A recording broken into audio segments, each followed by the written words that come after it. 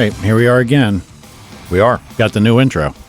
I like it. It's not. I got to move some shit around. It's not quite where I want it. I don't know why. I don't know how that happened. But Because you're crazy. I am a little nuts. You're tuning it like that way. Yep. Power and Speed. I guess this is episode 21. 21. And we finally have a guest today. Yeah, we do. Good one. HeadGames Motorworks owner Dave Localio. Yep. And he does an awful lot, wide range of stuff. So he'll be calling in today. Couldn't talk him into coming in, huh? No, he had we gave him late. It was late notice. Yeah. And he's got family stuff. Yeah. But he's actually going to be at his shop, some peace and quiet, and he'll be good. Okay. Definitely be good. Yeah, that'll be good. So Power and Speed, you can call us 908-751-0211. I can't imagine that there's going to be anybody calling today. Probably not. It's a holiday weekend, and probably either people were partying last night and drunk and shot today. Yeah. Or, so that's probably out. But that's is the phone number. We're 908. Yep, 908-75. Well, we're actually a day early. Yeah. And Tad's here. Oh, wonderful. Yeah. So, yeah, if anybody's listening, 908-751-0211, we will be taking multiple calls, so if Dave's on, and you got a question, have at it. Call in. Yep. iTunes, like us on iTunes. Make sure you tell people about us because we're not exactly advertising. We're not posting anything anywhere. Find us on Twitter. Yep. Power and Speed Pod. Pod. Yep. Got a little better at getting all our social media shit together here. Somewhat. What do you mean somewhat, Tad, you dick? Jesus. I figured I'm going to wear sunglasses in the studio now so I look cool. Yeah. It's too bright in here for you? No, I'm just kidding. And then Facebook. I just can't look cool. Power and Speed Podcast. Yep. So we've got all the social media stuff that I don't even frequent ever. We have. I did an Instagram for us too. And Did you really? Yeah, and I've never done anything. We have no followers. We don't follow anybody. I've never posted a picture. I'm such a loser. I looked at it yesterday. I'm like, what am I doing? Well, you know what the problem is? We're at the age that like the Facebook stuff and everything is kind of past. And look, it's on a down decline. I mean, like you said yourself, your kids don't go on it much anymore. No, not Facebook. I mean, Twitter is probably. I like Twitter because I have random names that I abuse people with. I asked my son yesterday about Twitter. I'm like, is Twitter still relevant? He's like, oh yeah. Twitter's fun. Yeah. And you can. I got to learn it. A lot of stories about Twitter that I could share, but I can't really share them publicly because it's a family show. Nobody will listen ever again. So I guess I know with Dave coming on, there's some things that you're going to talk about that's even a little more interesting. Oh, yeah. We got some stuff. But I know one of the things that you had to do was the Camaro, your Camaro, is actually going to make it out of the garage. Now, under its own power, or is this... No, we're just doing a photo shoot next week for our 50th anniversary, and my car is going to be one of the front and center cars. It's really cool what they thought to do. We have a lot of people who work for us, and anybody that has some kind of cool car, because there's a lot of car guys at our plant. We're bringing our cars in front of the building on a Saturday, and we're going to shoot a wide angle, panoramic of it, and it's going to get in the back page of the catalog. Okay. And there's going to be a description of all the cars and who owns them and what we do and all that stuff. So yeah, Now, how many cars are the Manley employees for the most part? The car people, like, do they have? Yeah, some are. I mean, not everybody. We have, I'm not going to say how many people we have, but we have well over 100. And I don't remember the car count, but there's a bunch of cars. Yeah, one guy's a street racer. We know that. Yep. He'll be there. He's got multiple cars. Yeah. I'm going to guess because I saw the layout, but I didn't count them. Maybe 25. Okay. So it'll be cool. I mean, there's some Corvettes, some race cars, a bunch of Camaros, maybe some imports. Yeah, I mean, you got to have everything, man. I know. And I mean, I guess the import side is... Actually, the owner has an ISF, Lexus ISF. ISF. Yeah. That's not, it's not the LFA. No, it's not the LFA. No. Yeah, that's a neat car. It's a very neat car. No, an ISF is like a, what would it be like? It's kind of like an E63 Mercedes. It's got I think a 4.6 V8, makes 400 and something horsepower. It's a nice car. Yeah, so it's not a toy by any means. It's a nice car. No. Last I heard, you had no steering in your car because something got screwed up with that. Yeah. Well, yeah, my paint guy, they were doing the interior and the paint for me. They were supposed to do the wiring and they just veered off of that. But anyway, To do the interior, they took the steering wheel off the car, and then they lost it. And to move the car around the shop for a year, they had a vice grip attached to the steering column. And it's a, aftermarket. I did it, tilt column, $500 or whatever. And they ruined it. So what is it, a spline shaft? Yeah. And they put vice grips on it? Yeah. Holy what fuck. else would you put? Why didn't you buy another steering wheel? Or buy a hub? Or put anything. You put the hub on and put the vice grip on that. Yeah. But no.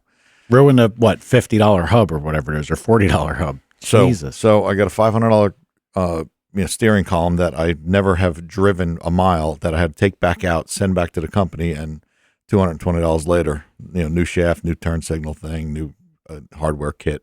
But it's on its way back. I don't care. I got to get over all that. But I wanted to ask you. Here we go, Yeah. Tad. You gotta throw in with us. I mean, I'm just laughing to myself that our branchwork, one of our retired branchwork cops told me he pulled somebody over driving around with the vice grips on his steering column. It was just reminding me of that, of what you're saying. I would have bet that would have been you, because I've seen a lot of the shit you drive, you fucking weirdo. How about the shifter?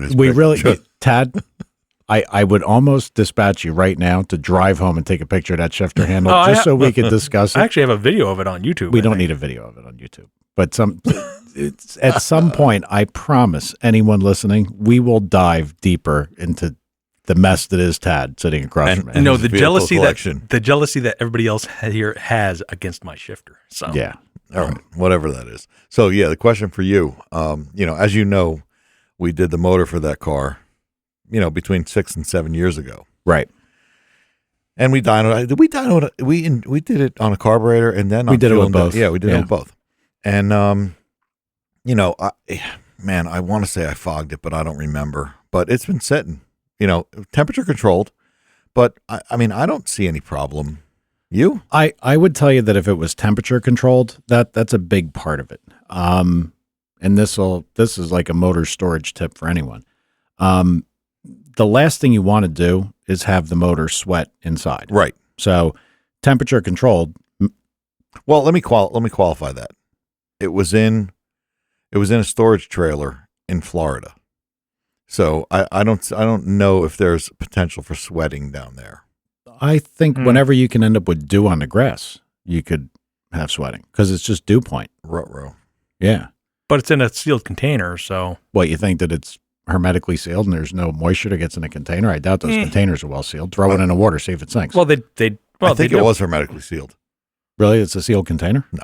All right. Well, then I just made that up. That's a tough situation. But I always used to yell at customers, and it was so funny. Anybody that's never been around a motor on a dyno, if you started up a motor and ran it for, say a minute, because you're just setting timing or whatever, and we've had customers come in and they want to start the motor, get it running, and then they feel like they immediately need to check the valves again. Look, you can hear if something's going on, right? And if you left something loose, you're stupid. Right.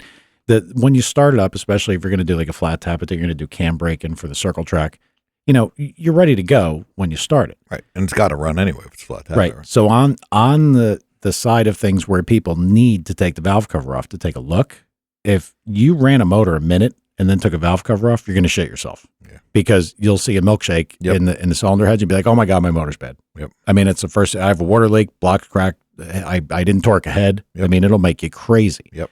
And that's because of the temperature shift inside the motor. Water starts to condensate. Does synthetic do the same thing? They all do it. Yeah, right. It's not an oil thing. It's not an oil thing. So realistically, what has to happen? You have to get the oil up to a reasonable enough temperature that it starts to burn boil off the water. Yep. Right. So you'll see, and look, if you watch a motor on a dyno, people see the little bit of fog coming out of the dry sump tank. That's water. It's not combustion byproduct. Most times it's water, unless the guy's got something blowing up. And the worst thing you can do, any car guys out there that are storing their cars or doing anything with it, do not figure, I'm going to go out and start my car for 5 minutes once a week. You're killing yourself. Yeah. Yep. You might be able to, keep the cylinder walls, a little bit of oil on them, and that part of it's good. But every time you shut it down, that's what you get. Yep. And it's bad. And then you get water in the oil pan. And if you do it long enough, you'll end up with layer. a lot of water in the oil pan. Yep. A lot. So, and it cracks me up, like that stationary generator I have. Their exercise cycle is 2 minutes. 2 minutes. Why? Yeah. You're making I mean, they got to know better. Cummins has to know better than me, but I know what happens in 2 minutes when you run a motor. I would have the thing set to exercise until the oil temperature is to X amount for X duration. And that's normal temperatures. How about when it's 20 degrees out? Yeah. Then it's really bad. I know. I mean, you could end up with a layer of ice in your oil pan. Yeah. So now to go back to what you said, not changing temperature from a running environment, but just sitting. It'd be slow change. Yeah. But I can tell you this, that before when we first built the building here, the back wasn't insulated, sheetrock wasn't up, nothing was done. And it would sweat inside the building. The concrete floor would sweat, things in the building would sweat. Things were just damp and awful. Yep. And then once you get a little bit of conditioning, and it doesn't take much, and it stabilizes that. I can tell you that a lot of shit rusted just sitting here, just sitting in the environment. Damn. So I really don't know how it's going to be. Now, I mean, you can answer this for me. I have my own feeling, and you told me that not all springs can go in as tight as I thought. We're going to have to explore that at a later date. But I have never, at least with modern day valve springs, never seen a bad spring from sitting. No, never. No. Now I've gone over that with some of the engineers, and because they're not moving, it doesn't really matter that they're even all the way open. Really? Yeah. That was my thought, that they could sit there compressed and not be an issue. I mean, I bet you 100 years ago, and I'm Tad, Mr. BarnFindNation.com, I'm sure you've seen some of this crap come out of a barn sat in one place, and the valve spring just would never return. Like, it was frozen where it was. I personally had that happen. You take off the retainer, the retainer, and the spring sat there because it rusted to the inner, not the inner spring, but the spring cup. There you go. Not the spring cup. Spring seat. Not seat. The other spring that goes inside for the harmonics. Damper. The damper. They rusted together, and I hit it with a hammer, and it shot out of there like a bullet. Okay, but still had tension. I've seen springs come off things that are like one cylinder for whatever reason is like lower 2/3 of the height it's supposed to be. Really? Yeah. Yeah, after, something sitting. But I mean, again, that was probably material from years ago. Yeah. I'm sure it can't be like that anymore. I don't know. Well, it was rusted the springs were rusted together. Yeah, your situation was rusted together. I should probably take a valve cover off, and man. Well, the only thing here's what I would tell you. And the way that we always used to gauge this, if you shut a motor off and you had it sitting there and it was warm and it cooled itself off, you will see a little bit of water vapor, clinging under the covers as it cools. I mean, you will get that. That's what that's what happens. Is there oil in it? Has there been oil in it the whole time? Yeah. Okay. And you don't think you fogged it? I don't remember. Yeah. I mean, look, I'm equally. I know it's sealed. Yeah, I'm equally as guilty. Brian's one race car, and we put it away after Florida. If I knew we weren't going to race it as long as we haven't raced it for, the big block car, I would have fogged it. And I use, everybody always asks, what's the best way to do it? I don't know. I couldn't tell you. Yeah. I take Marvel Mr. Oil, mix it with gasoline, and bring the motor up in RPM and, start feeding it in through the carburetor like you're choking it, and it will smoke like a bitch. Yep. If you have neighbors close, they're going to be pissed. But Marvel seems to do a very nice job, and it burns off pretty cleanly. Well, here's one for you, because the dealership that I work at, they had a 1954 Chevy convertible that they got out of somebody's storage sitting there since 1970 something. Right. Goes check the oil. It's way above where it should be. He's like, oh boy, drains it. Water, like about 3 or 4 quarts of water pour out of the engine. Okay. Right. Miserable, takes the oil pan off. The engine looks brand new inside. Mm-hmm. No rust, no nothing. So I don't know if the oil coated and then kept the water from rusting it, because it looks like a brand new engine inside. Well, I mean, certainly that oil will prevent rusting, but right. I mean, you could take, and it's really messed up how it works. You could take a crankshaft apart, and the thing's loaded with oil, and it came right out of a motor, and set it in an area that it shouldn't be, like a perfect area, like the shop when it sweated. And certain areas of the crank will rust, and certain areas will never rust, like what I would venture to say would be 100 years. I don't know why it happens. So, but that's why things like Cosmoline and everything else are a much better preservative. I mean, everybody's gotten a crankshaft in a bag and it's loaded with Cosmoline. It's full of stuff. And that's, that's how you should do it. But obviously you can't put Cosmoline in the motor. So, I mean, Tom, here's what I would tell you.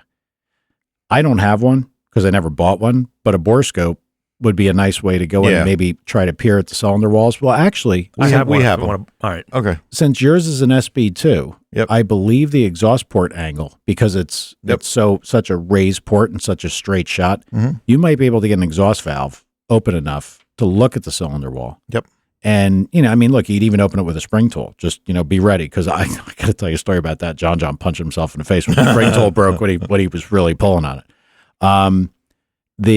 You should be able to pull it down. You could look at the valve seat of the valve, the seat of the valve, and see if that looks a little crappy. What you might want to do is take the cover off first. You have port plates over it? Yep. Okay. Port plates with a gasket. Well, no, I'm sorry. I have headers on it, but they're taped. The headers are taped. Yeah, I had multi-piece headers or single-piece headers? At that point, they're single. Okay. Yeah. Well, that's at least so you got a gasket. Single-piece header. Yep, and they're taped closed. I would tell you that before you do anything, take the valve cover off, find an exhaust valve that was already open. Because I'm not worried about the valves being having any kind of issue. Mostly because they're titanium. It's really inert, and they don't really rust at all. Do you have tie valves on both sides of it? Uh-huh. Oh, money. Did you really? Mm-hmm. Yeah, I guess an SB2. Yeah. Long valve. Uh-huh. Well, I try to get a good look at the valve seat. I don't know if a bore scope will let you do a 90-degree turn. I mean, I would think a dental mirror and flashlight, maybe look up at the seat. What are the seats in the heads? Beryllium. They probably don't rust either. Nope. All right, yeah, I'm not worried. I'm worried about the cylinder walls. Well, that's all. I would think that because of the angle, the valve angle of that, how high the port is, you could probably get a pretty good look in. You might even be able to get a physical look in to the cylinder. Yep. And, put the piston down at each hole and look. It's probably the best you could do. Yeah. I really don't know if it's going to be okay. I've asked you about it a couple times. Yeah, I don't either. But then, we talk about people that find a car that's been in a barn for 30 years. And we deal with. Put gas and a battery in it. It starts up, smokes for 10 seconds, and it's fine. Yep. Yeah, I know. The people don't know yet, but my brother makes fun of me. Everybody's made fun of me. I'm neurotic, but I'm usually right. Mm-hmm. And I hate that because when I got to tell a story. We started Brian's car up, the one race car, started in the garage, started up, looking at oil pressure. And I was like, idle oil pressure with this dry sump deal cold was always 65. Always 65. Mm-hmm. It's 60. And I was like, Brian, I think this thing's getting hurt. You're a retard. What the fuck is wrong with you? There's no way that thing's hurt. We just raced it. It's fine. I said, Brian, I'm telling you, I think something's going wrong with this thing. Got into a big argument. Never ended up racing. Took the drain plug out, looked at it, didn't see anything, and except for one or two little pieces of copper. And I said, Brian, I'm telling you, this thing lost 5 pounds of pressure, dude. Things don't change like this. And copper? Yep. And but little pieces. Yeah, but it's copper. I know. And I said, look, fuck you, taking the pan down. Took the pan down, center main's gone, crank was cracked. Yep. So I'm very pessimistic. So I would lean towards the sides of yours. If it was a regular customer, I'd be like, take the heads off before you do anything. Yeah. But I mean, you're a little more equipped to handle this and get the work done and get everything done. So I'm starting it up. Probably can't hurt. Yeah. I mean, if you see any rust, and again, another thing, the amount of rust in the bore, you're not racing a comp car. You're not racing a pro stock car. If it happened to knock a little bit of seal out of the ring area and you lost 10 horsepower, do you care? No, it'll be fine. How many miles are you going to put a year on this thing? I don't know. I mean, you've got 1,000. You've got your minivan to use daily. I knew he'd get it in. I knew he'd get it in. Oh, I'm hating. Yeah. Yep. Yeah, I'd say start it, run it, leak it, and hope for the best. What else are you going to do? That's all we can do, right? Yeah. So, Tad, what do you got? Absolutely nothing. Well, really, dude, we're one day earlier than we're supposed to be, and you got nothing. Boom. You woke me up watching TV, zilch. Yeah, he was all bummed out that he couldn't work on his car. Yeah. And that was a nightmare in itself. You should have been up at 8 o'clock working on that thing. Nah. Why would you want to work in the middle of the heat? Is it hot out? I don't even know. Not really. It's not bad. It's been a nice weekend. And like I said, we're not expecting a lot of listener attendance today just because of the day that it is. It is kind of a effed up day. I mean, none of us really had all our shit together because we don't really do much show prep till Monday anyway. Yeah, right. I can tell you I had an interesting story over the weekend. First, I'd like to announce that the Corvette has not blown up again. I meant to ask you that. No, sorry. It's actually, they did a great job on the work they did. It's been very good. But the other night, I was just a little miffed at something. I don't know, like just thinking about something that was bugging me. So I went out and beat on it. Mm-hmm. And, I beat on my car in very specific locations that I know are kind of safe, tough for a cop to hide. If a cop was on the other side of the highway, there ain't no way in hell he's getting to a turnaround to come get me. Well, I broke that rule, and on a very, I'd say, rural highway, something tickled my balls, and I said, "Fuck it, I'm leaning on it." Did you first say tickled your balls? Yeah, let's just Good, you noticed that one, not me. Shut up, Ted. Jumped on the throttle, first, second, third, top of fourth, shut down, look up. Here's a fucking cop. I'm like, motherfucker. And I'm like, I'm done. Like, so done. How fast were you going? He asked me that. And I said, I really couldn't tell you. I said, I don't know. And he goes, I got you to 127. Yeah, probably not the answer he was looking for. And he goes, and this thing's loud. And he's like, and when I got you at 127, you were still accelerating. And I was like, oh boy. They always tell you that. I mean, very, very nice state trooper. Thank God it was a state trooper, because a local cop, he'd be fucking taking selfies next to the car. Like, I got this guy, it's all you need. And we'd have been bailing you out of jail this morning. Yeah. And again, I don't normally do it. So he says, where were you going so fast? Why were you doing this? I said, I'm retarded. I don't have a good answer. I mean, I just, you just decided that you're gonna do it. So I did it, and here we are. Nice. I said, I just got the car back. I have to, stretch its legs. Yeah, it'd be great. Tell him that. Well, I blew the clutch out of things, so he's probably going to figure, well, you did it. Yeah, you must be doing it every day. Right. And then it was kind of funny. He's like, "Where's your registration?" I'm like, "In the trunk." And I'm like, "Oh boy." And I open the trunk up. I tell him getting out of the car. I get out of the car, and I handle myself well in front of the police. Yep. Hands on the steering wheel, so that don't get pulled over and start diving under your seat looking for your shit. Wait for them to tell you, get your shit. I go to the back of the car, I open up the truck, and there's my other license plate. So, like, just serves as a reminder, yes, he's like, why isn't that on the car? And I'm like, and I'm looking, he's like, it's a pretty simple question. I was like, you're not going to like the answer. And he's like, what? I said, I don't want to put a bracket on the front of the car. And he's like, how's your record? Better now. And he's like, how bad is it? I said, I think I'm under 12. And he goes, where were you? I said, in the 60s. Seriously? And, he's like, how did that happen? I went through the whole story. So he's like, all right, get back in your car. And he came back with just a seatbelt ticket. And he was very, very clear to me.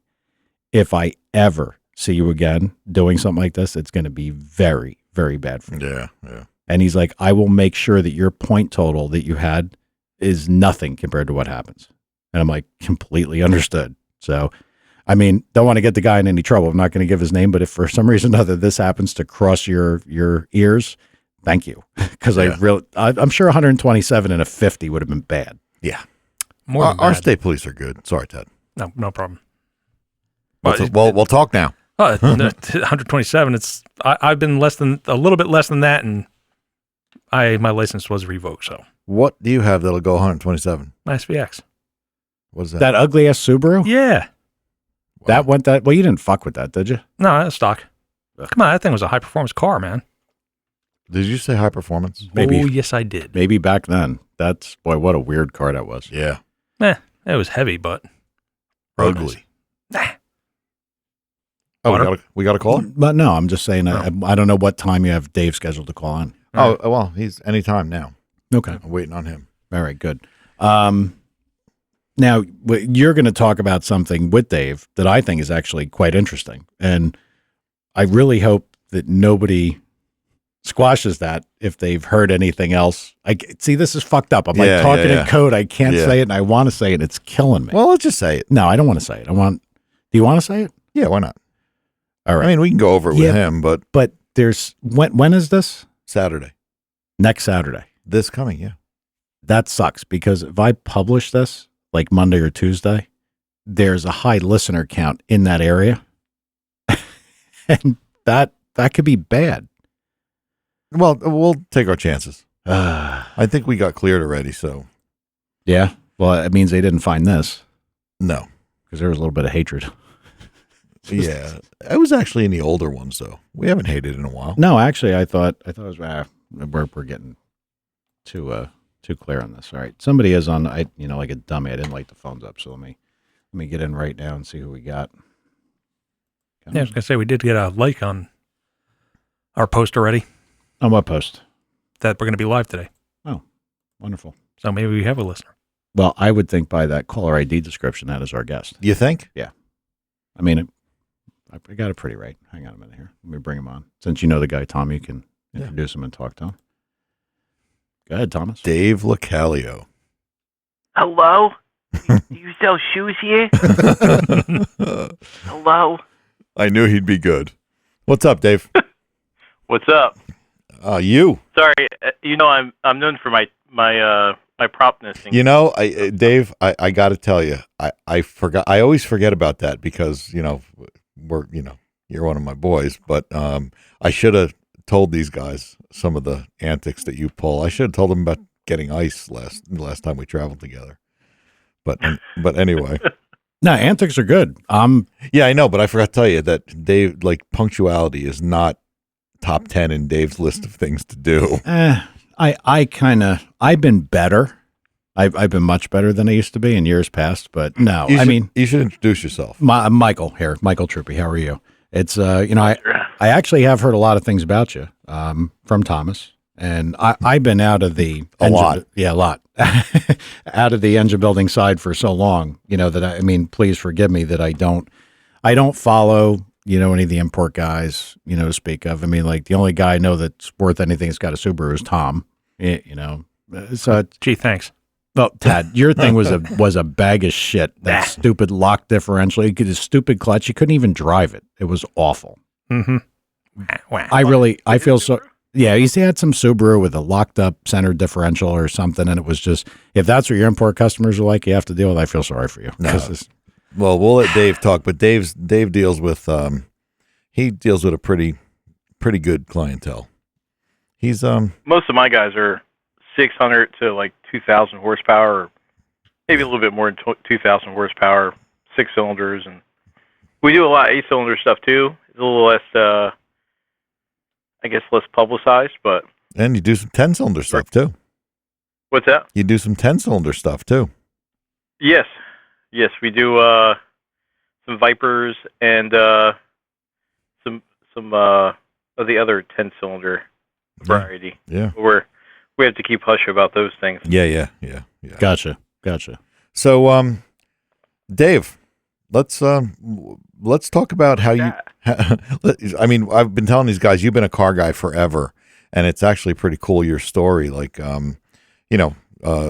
Being a car guy growing up, and then going to, well, why don't you tell the story? Going to school, and then your first job and all that stuff. Well, I've been in the car since I was in diapers. I have pictures of me. I used to drag my parents to car lots just to look at cars. Bring them to used car dealers and new car dealers just to look at them when I was little.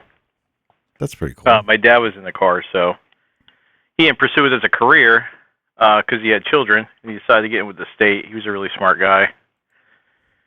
Something with a pension and health insurance, but not like us. What's that? Not like us.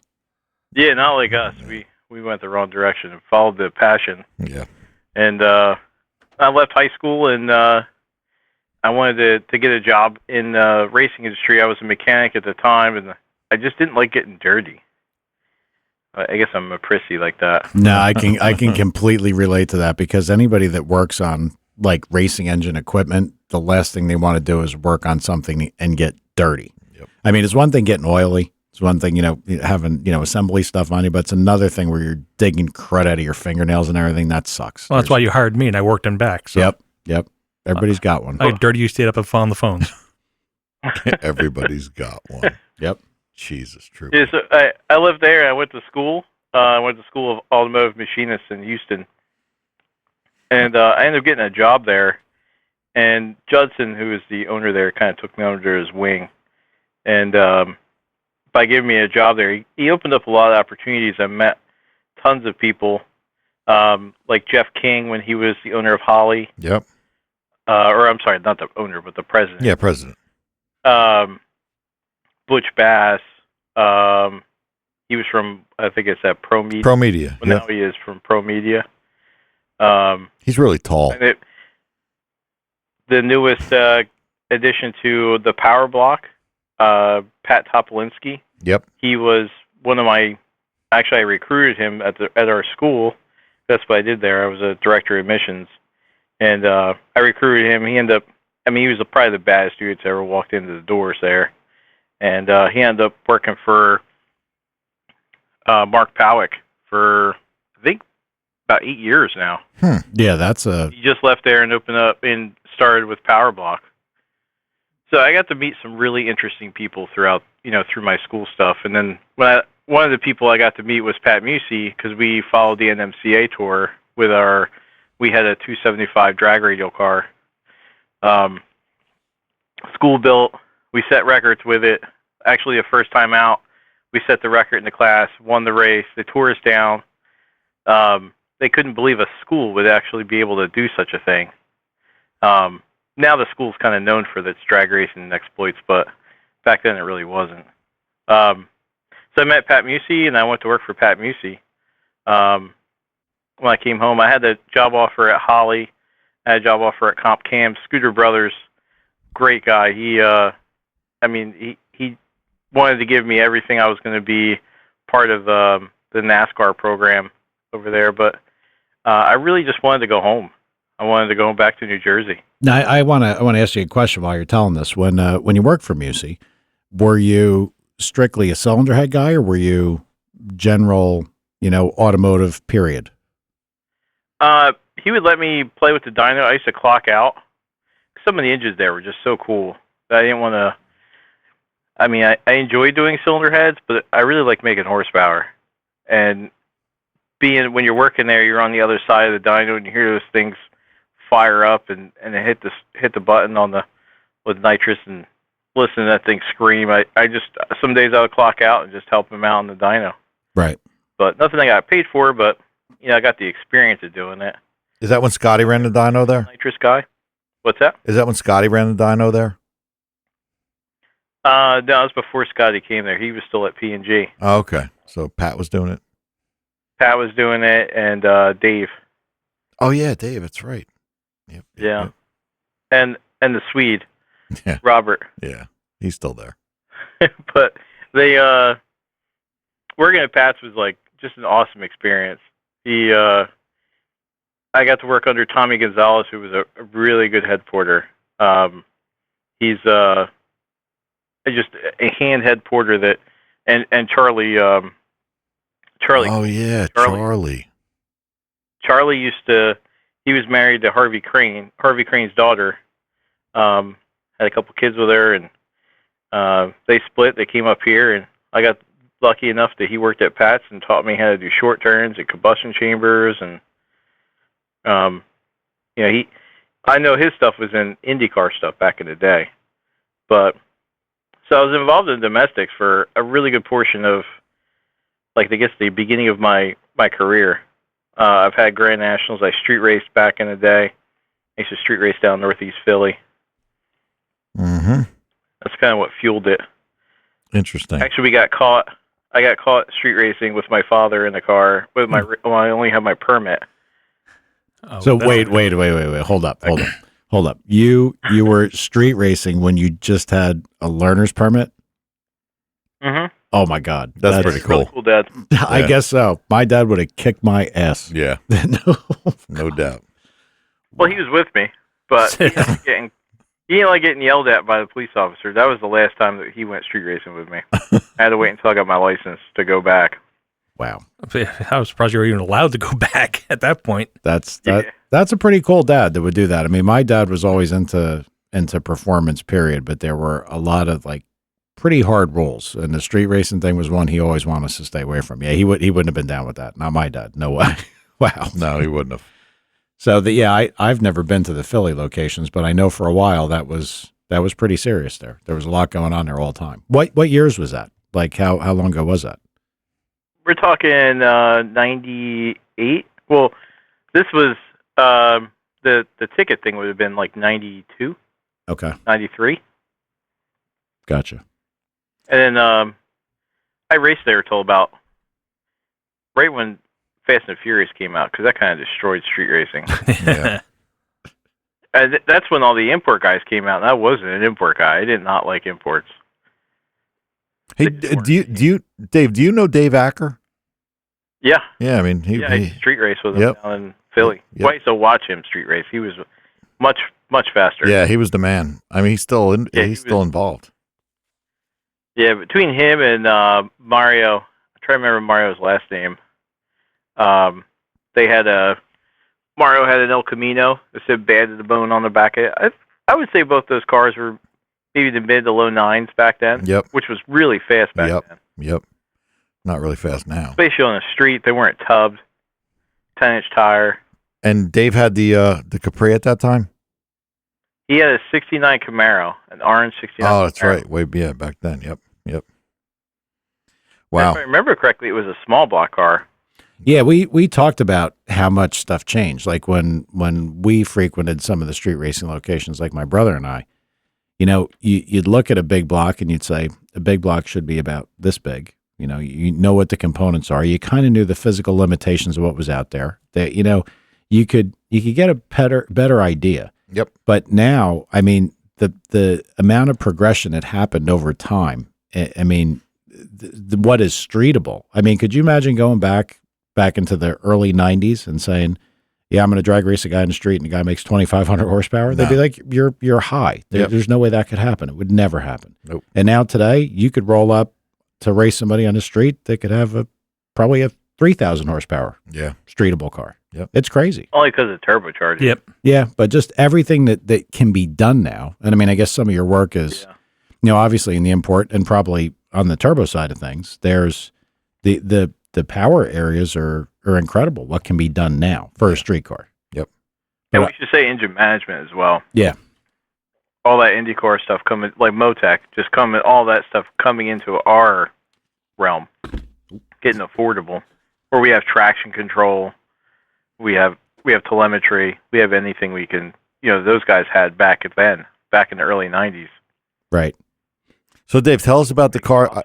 Tell us about the cars you're working on now, because I know you have a couple of your own, and they're both pretty cool. So have at it. Well, when I was when I was in school, I took my Buick apart. I was street racing with it. I broke it, and I got really mad at it. So I had a couple cars in between that, and I kind of mothballed the Buick. It's a '87. We got it when I was 15, and it was kind of a father-son project, and it morphed into me putting a roll bar in it and putting it in the 10s before I was even out of high school. And so I tore it down, and I just let it sit. When I moved into my new shop, I sold all my toys, and it was the only one I had left. I would never get rid of it. So I got a 4.8 LS. I'm going to put a set of stock 5.7 heads that I ported, and I'm going to put two 62mm turbos on it with a 4L80. This is going to be a street car. It's probably going to piss off a lot of the purists. The car's a low mild Buick, but it'll never be theirs. So that's right. And I also got another project that will also never be theirs. I got a 90 Mustang GT I just picked up as a roller, and I'm going to put my 2JZ stuff that I bought from my Supra. Oh, yeah. Full of Manley components. Yeah. Yep. And, we're going to put a Borg Warner 9180 turbocharger. It should make about, I'm going to say about 800. Yeah. 900. So that's two fun cars. Fun little car. Yep. Turbo 400. That car I want to street race with. The roll racing has kind of taken over a lot of the street scene. Or maybe not taken over, but it's gained a lot of presence. Yeah, it seems to be more popular now. Why is that? In Texas, but it's moving back up here. Oh, I think it's more popular now because cars the power they make now, you just can't hook them. You just can't. Without breaking them. Yeah. See, that's the one thing I don't like about, like if we're talking about the import guys, and I don't mean to piss on the import guys. It's not all import guys. No? Like what breaks? Well, I mean, rear ends, drive shafts. I used to get that from the front wheel drive guys. They wanted to roll race because they can't get out of the hole. Yeah. Well, there's plenty of Corvettes, Vipers. If you look on, Mexico Racing League, there's everything. Really? Yeah. Yep. And Dave does cylinder heads on a lot of them. You see, you'll never see. It's very rare you see a Supra break. True. They kind of stay together.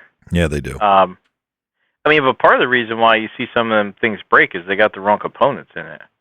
Well, that's true. You know, they're making X amount of horsepower, and they got the wrong components, so they put a rod through the front of the block, or you know, they got the wrong parts in it. I don't think it's anything to do with the import. It's just the owner of the import. Well, yeah, that too. But well, I mean, see, and again, this is my experience from years past. That when you were starting with an import, you were dealing with something that was kind of designed to do its job and its job only. Where, like, I would say that the term headroom was available, say, in a Corvette, or you know, you could go a little further before stock componentry became a problem. But it seems like that's it's the opposite now. Yeah. I mean, you can run. I mean, Dave could correct me, but you can make 1,000 horsepower pretty and have pretty good reliability with a 2JZ in stock form. Now, please help me here. Oh, it's a Toyota. It's an inline 6-cylinder. Okay. And what is that found in? A Supra. Supra. Okay. Well, it's found in a lot of stuff. I mean, it was found in, hell, Dave, you'd know better than me. What cars did the 2J come in? It came in the Supra, and it came in. There's variations of it in a IS 300, anything like the 300s. Yeah, the GS, the LS. Yep. We had a Toyota at the dealership that had that motor in it, and I wanted to buy it, but they sold it off to somebody that just wanted to daily drive it, and the guy blew the trans and scrapped it. Now, to show you how stupid I am, so the Supra was a straight 6. Yes. Yeah. Double over cam straight 6. Wow. Yep. It's got a really good cylinder head that Dave makes better. I always liked those cars. Yeah. Always liked those cars. And everybody said exactly what Dave said, that like they seemed to hang in there pretty good. Yeah. That like you could do a lot with them. Well-made car. That's why they cost so much if you want to buy one now. Are they used they hold their value. Really? Oh yeah. I think you limited run too, though. Yeah. I think you can get more money now than they were, like, by a lot than they were new. Oh yeah. Really? You're looking at $25,000-$30,000 for one of those things now. That's just because they know what you can do with it. Yep. That's pretty amazing. I always thought they were beautiful cars. I mean, to see them, you know, I mean, it was, and to watch how because like some of the times that I did manage to make it to the drag strip, watching some of these things make passes, I'm like, wow. Yeah. Like that is no joke. And there's nothing like that sound, man. No. So I have a couple cylinder head questions for you. And I understand that, and certainly, you know, say like, well, that's a trade secret, Mike, can't tell you. You do everything, you're all hand poured, huh? Everything? Yeah. Yeah. That's that's I need to get a CNC. It just hasn't been in the cards yet. That's money. Money. Yeah. It's a lot of money. I don't have anybody bankrolling me. Yeah. So. And there's like all the super stock stuff we were involved with, everything. I mean, initially, I mean, honestly, one of the better head porters that I know of that, you know, did a lot of work for us, his name was Bruce McDowell. And he passed away a long time back, motorcycle accident. And he kind of got himself screwed up in a lot of areas. But it seems like a lot of the it's almost like the conversation about engine management versus what the car guy really knows.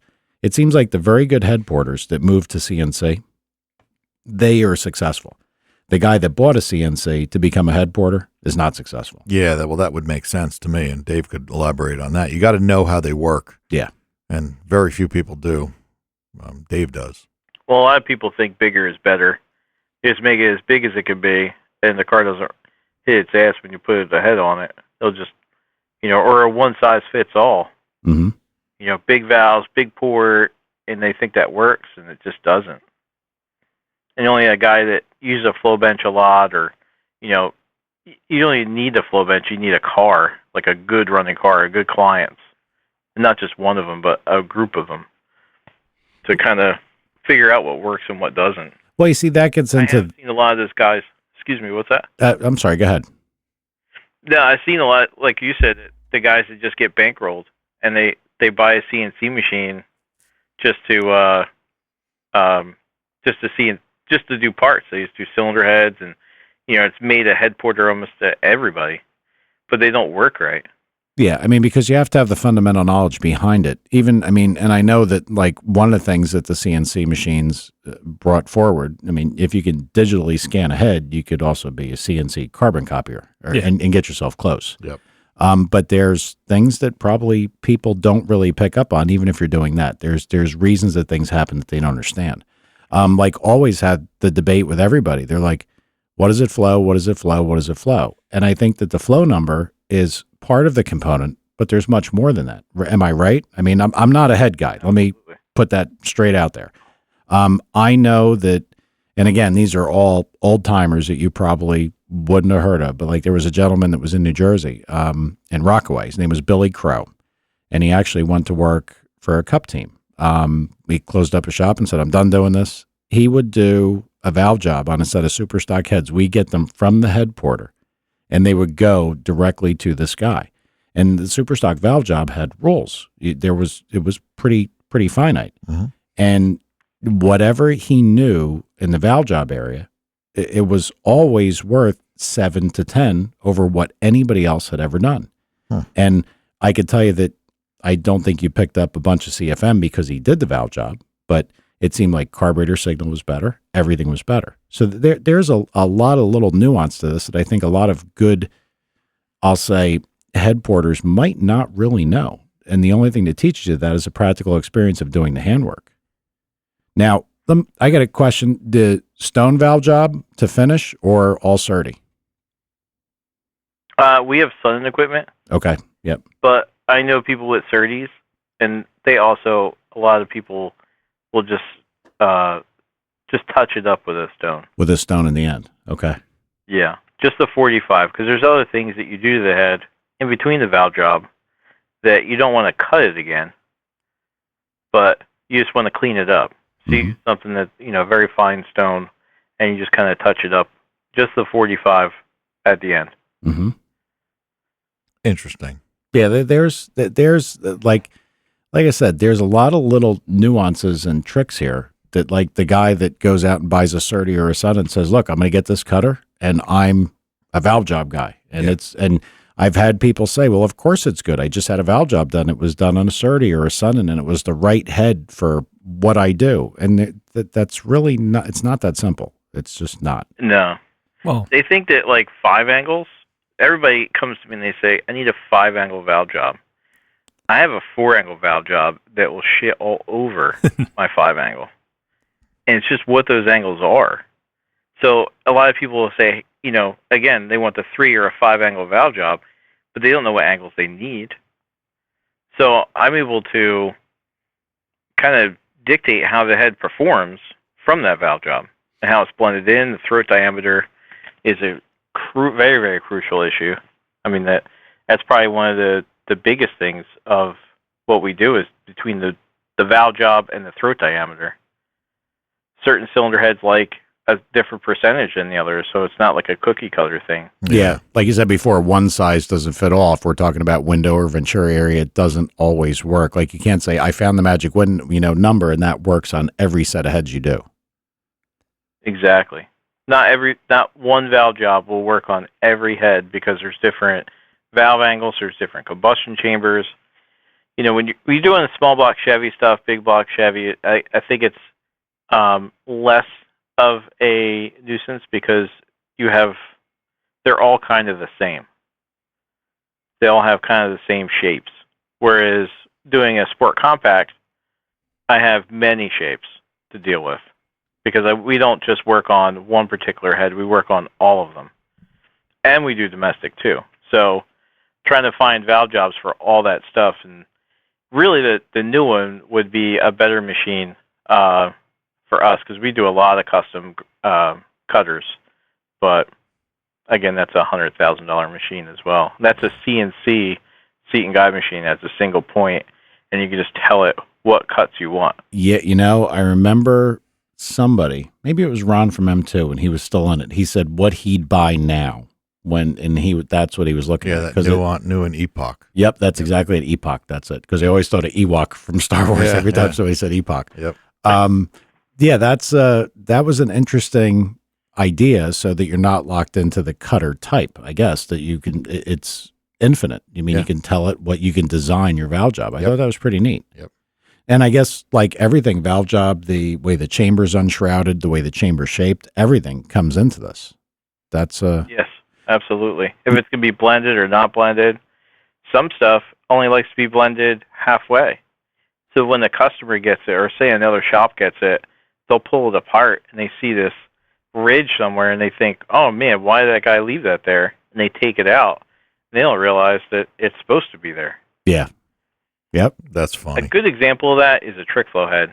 The trick flow LS1 head has you cannot touch that valve job without hurting it. And part of that is it has a ridge that goes into the port. If you touch that ridge, if you blend it, I don't even like to hit them things with stones. They just lose. They lose CFM right away. Now, is there a reason that you can figure out that happens? Something else in the runner shape further upstream? I mean, that's weird. Well, they perfected it. Okay. They spent a lot of money going on the dyno and on the Brian Tooley, who used to work there. Now he owns Brian Tooley Racing. He was pretty much the spearheader of that. He was also somebody who taught me how much valve jobs are worth. Between him and Greg Good, when I worked at Macy's, they weren't really big on valve jobs. Well, and that kind of gets into like some of the stuff we talked about, like with these ultra high horsepower things, whether it's nitrous, turbocharged, whatever. If NHRA, comp, pro stock, if you can pick up a few in a valve job, that's the world. If you could pick up a few in something that's got a gigantic spray of nitrous or a turbocharger, I'm almost wondering if in some areas of this, like this art's going to be lost because there's always going to be probably a form of pro stock, a form of comp, a form of super stock where the stuff matters.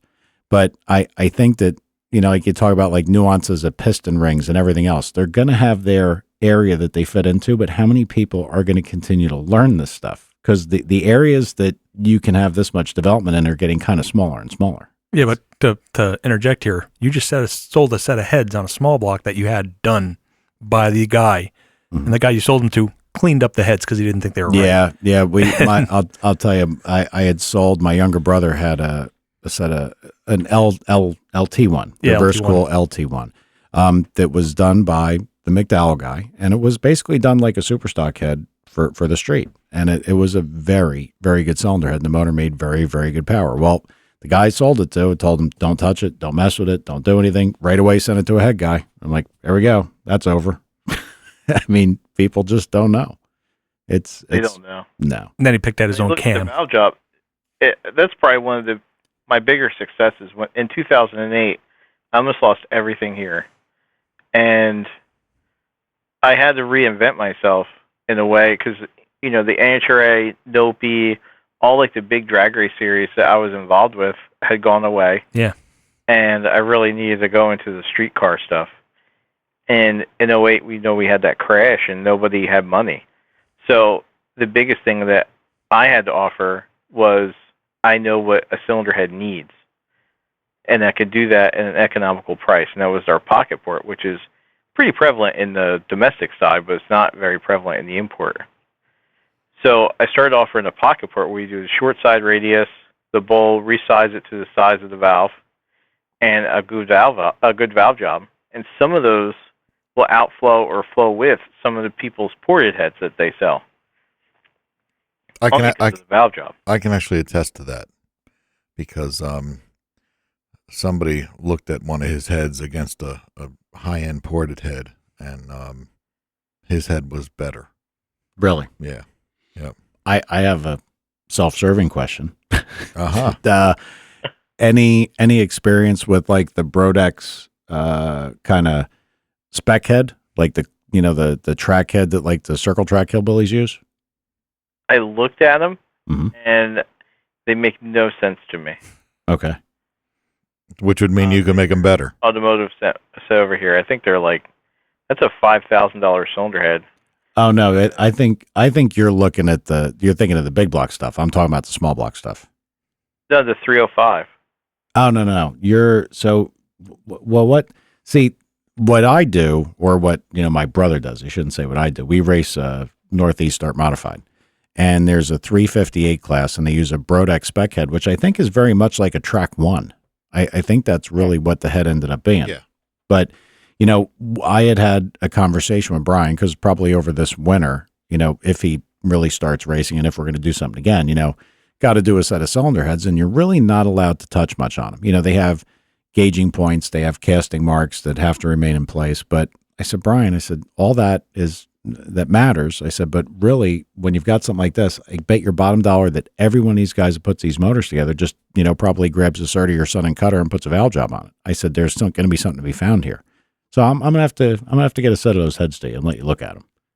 I think they're a Track 1. I'd love to. Yeah, you should. Yeah, I think they're actually a Track 1, because I don't think Brodex made anything new. I think it was a head that they used, and they changed the core box a little bit to put some marks in it, right, to give gauging points and stuff. I think it's all it is. Yep. So, any experience with Track 1s? I actually have no experience with Brodex. Okay. Yeah, we did a lot of darts, and my last since I stopped doing a lot of domestic stuff, most of it's just been LS1. But I'm not scared of trying new stuff. Yeah, no, and I'm not scared of looking for something. I mean, that's how you learn. You try something, and if it gets better, it's better. Hey, we should change gears real quick, because oh yeah, the main thing. Yeah. So you and I have a little a trip that we may be going on, and we didn't talk about it yet because we wanted to wait for you. But is that all taken care of? I have not been on my phone, but But we're going? Like all systems are go. Okay. All right, so go ahead. No, you go ahead. Say it. I was going to say that we're going to have the first import to actually do something on Street Outlaws. Yay.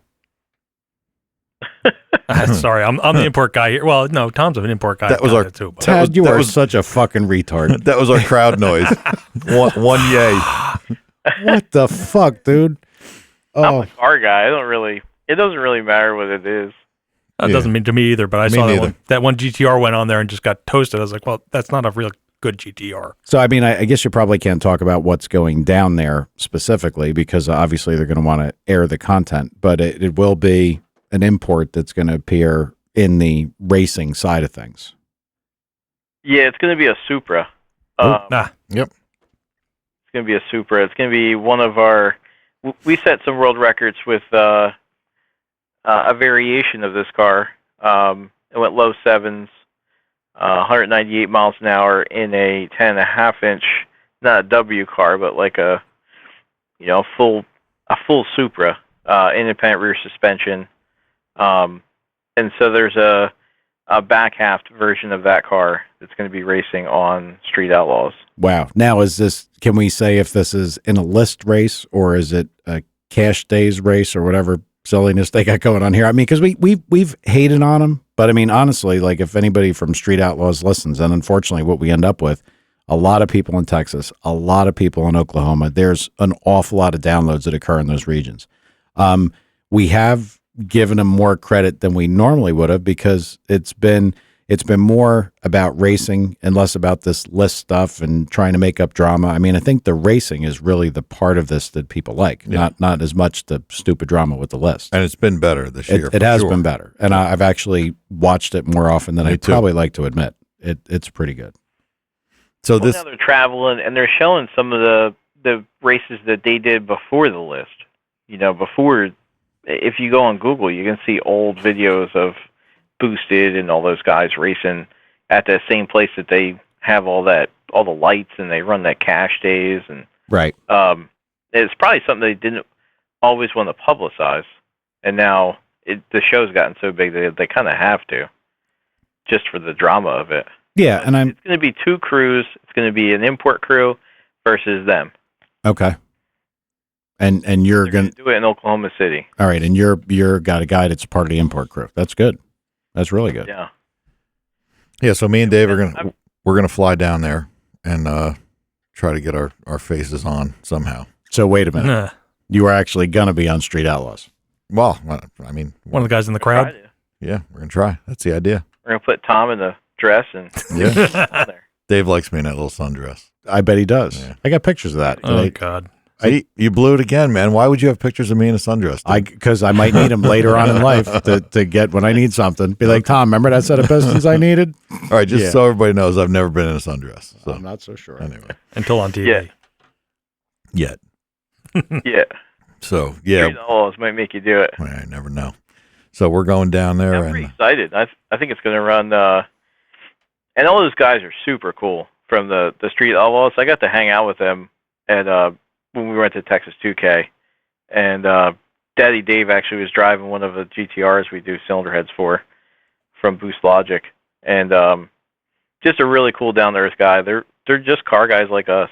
Yeah. And I mean, I've said many times, like the chief guy, he's a great narrator, like storyteller.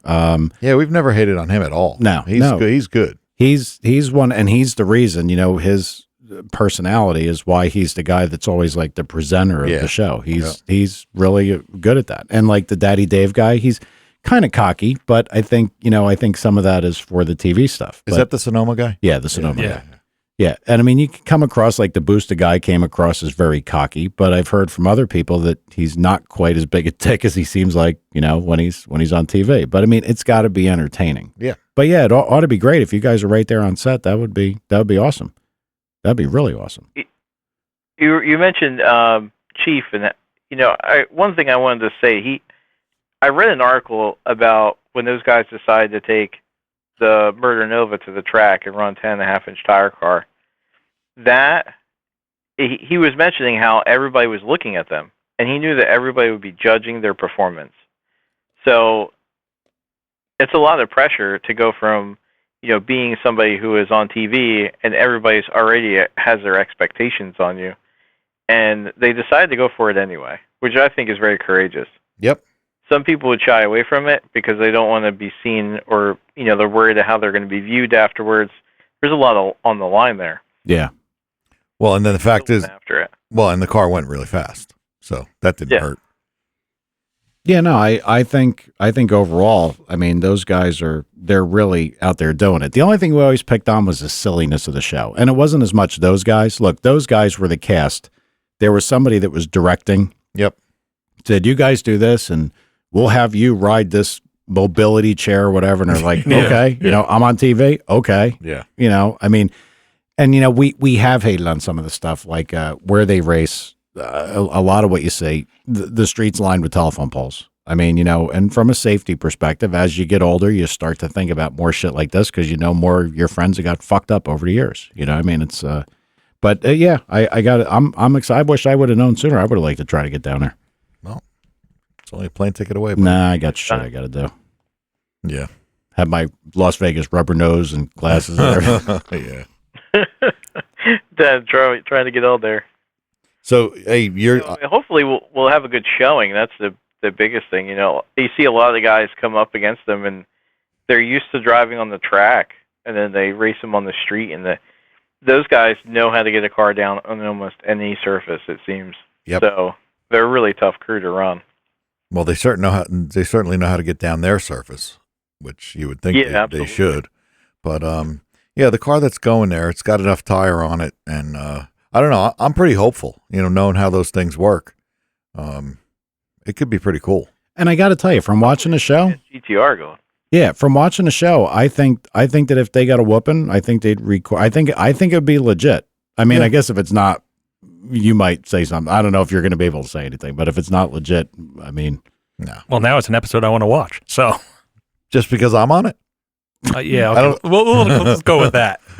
Yeah, I'm going to look into the crowd. Hey, I know him. No, it's not. Around the sundress. Yeah, the guy in the sundress. Hey, Dave, did you just say? Did you just say that somebody's going with a badass GTR too? No, I hope they are. Oh, okay. I'm not. I'm only familiar with what we have, but because I think I'm really hopeful that just on the QT, I think there's an RSP car that's going there too. Another Supra. Oh, that would be nice. Yeah, I mean, I heard that long ago, and this would, if they're doing a import crew versus them, this is when he would go. So this might end up being really cool. Yeah, I'm curious to hear like the feedback from Tom and even Dave, who wants to call in again, like what the whole deal was like. Well, because to me, this is about as close without, look, the grudge race aspect that we talked about with House of Grudge, which I don't get MAV TV, so it could be on right now for all I know, but my cable provider doesn't have it. Don't even know. Yeah. But the Street Outlaws thing is kind of portraying without their silliness of the list. That was always our problem, the list, because, I mean, none of us ever in street racing. I mean, look, you raced in Philly. Dave, do you have a list? I mean... We didn't have a list, but we kind of knew who was faster than who. Exactly. Oh, we had that. I guess we could have put it on paper, but... Yeah, but who's going to walk up there and then these scheduled races? Well, he's faster than him, so we'll go out just to say I'm number... No, nobody... I mean, maybe it's like that down there, but I think that was all a creation for TV. So, but the actual racing aspects of the show, I mean, especially lately with the, getting other people to come in and, from other areas and race, I think it made it better. It's pretty legit. It's turned it into a much better show. So now I've got even more reason to watch it, but I want to know the back end, like how things are working in the back end. We should have had a car being built to go there. You're high. I'm not doing that. Yeah, I know you're not. We should have. I tried to get him to, Dave. My Subaru's just sitting there waiting. No, I said I tried to get him to build a car. We would do some engine stuff and whatever. But I mean, look, the problem is that is, and Dave will tell you, I'm sure that's a serious level shit down there. I mean, we're not going to be able to build one. All right, so the last thing I want to do is build one, go down there, and get my ass kicked. Yeah. That'd be the last thing. I'm not afraid of looking like a jerk off, but I'm not going to do it on TV. Good point. Yeah. No. Well, it depends on how fast you want to go. Who do you want to beat? That's like asking how much money you want to make. There is no answer. As fast as you can, as much as you can make, but that's like when you go to an environment like that, trying to hook on a street. I mean, you could do all the testing in the world. What if their asphalt is like a little different mix or something? I mean, there's so much shit. Don't know. Just don't know. They're not giving you their VHT 50/50 cut mix that, Well, I think you can, from what I saw, I mean, at least when they showed some of that, I guess, well, you know what? Both lanes are prepped equally because in the last couple shows, they were doing a flip for lane choice. Yeah. So the lanes are what the lanes are. Yeah, they got to be. Yep. I don't know. Well, Dave, you and I will talk later on because we gotta cross T's and dot I's or whatever about the trip. Although I guess we're just meeting. Yeah. We're just meeting down there, but we're gonna talk anyway. I was gonna say about street racing. We used to travel around a little bit as a crew when I was 17, 18, and it wasn't. I mean, don't get me wrong, the cars were only in the 10s or in the 9s, but sometimes there was always that home field advantage. People knew how much power to take out of the car. Yep. And then we always found it funny that people would come up to Philly and they would think that they had the fastest car, whether they were big. Same thing as the TV show where, guys who were really fast at the track would come out to the street and they'd think that they were just going to mow us all down. And that pecking order that we were talking about, we never had like a list, but we knew who we needed to stick on them. Right. You knew the guy to go after the invader to make sure you got his money. Yeah. Gotcha. Yeah. We made sure that he knew he's not going to just come in here and hurt feelings. We were going to hurt his feelings. Yeah, and I know, like from going to Newark for the the stuff that we did, when we were all arguing amongst ourselves, trying to figure out to get somebody to get a race set up against somebody else. But then when a group came in from another town or from New York, all of a sudden it did very quickly turn from you're trying to negotiate a race with a guy that from Newark because you want to get his money. And now it turned into everybody's on the same team.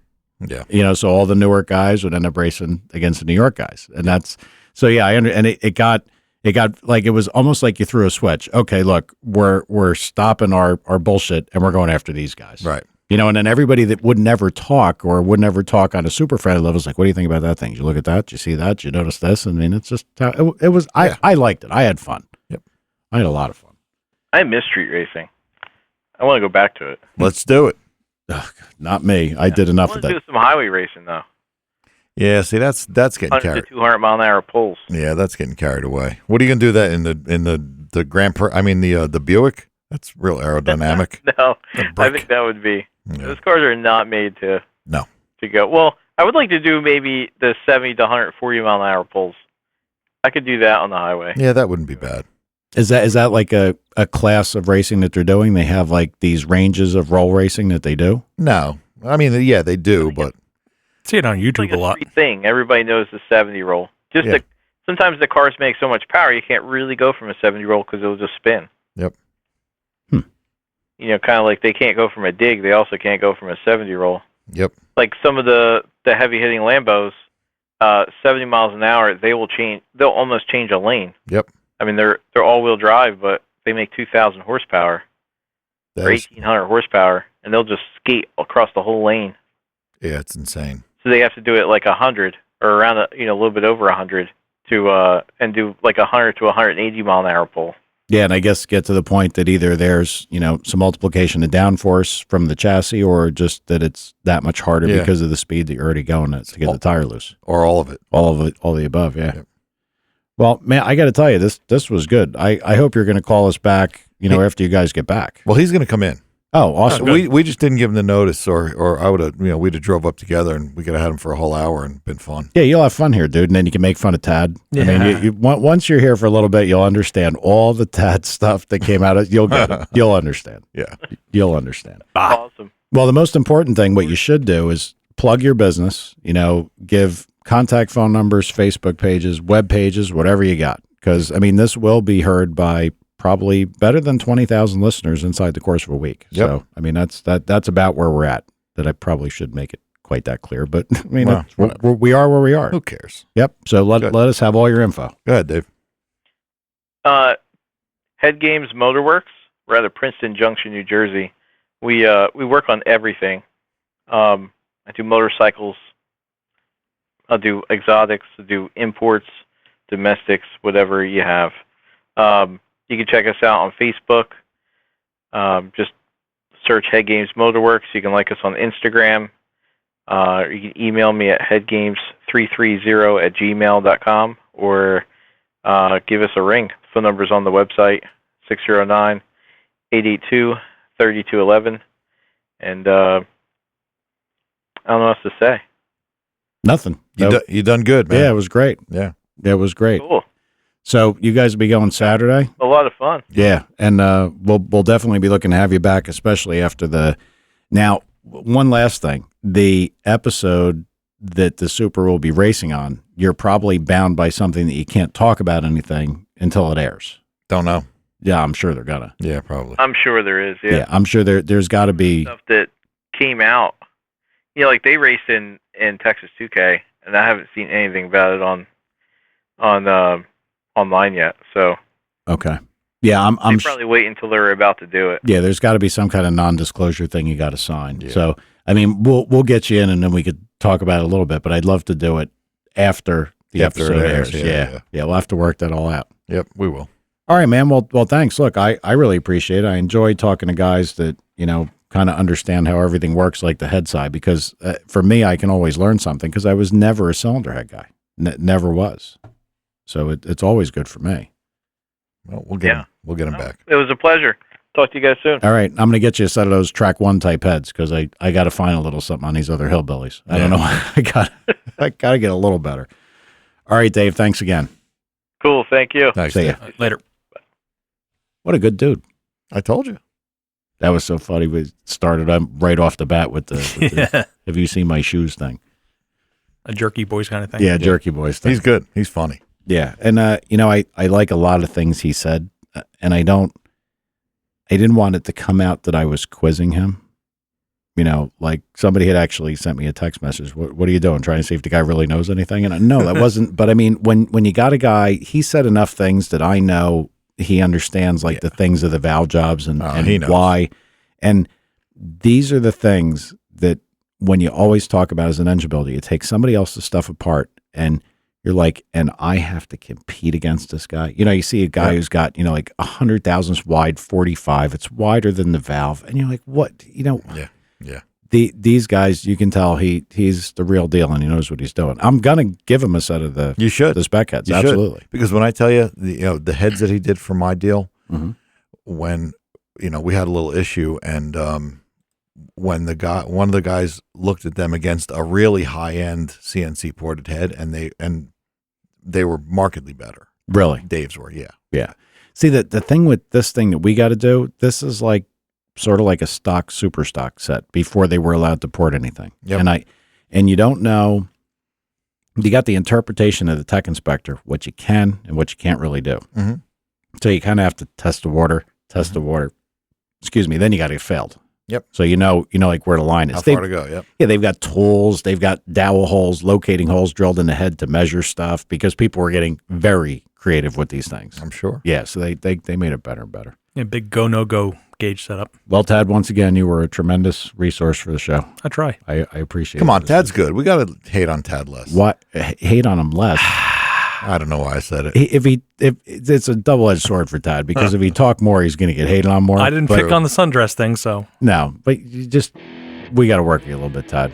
All right, guys. Well, everybody, thanks for listening again. iTunes, Facebook, all the typical places we mentioned before, and we should be back next week at 1. Same bat time? Or 12, whatever. No, 6. What am I? I'm retarded. Yeah, you are. All right. We'll be back Monday. Say goodnight, Tad. good night. See ya.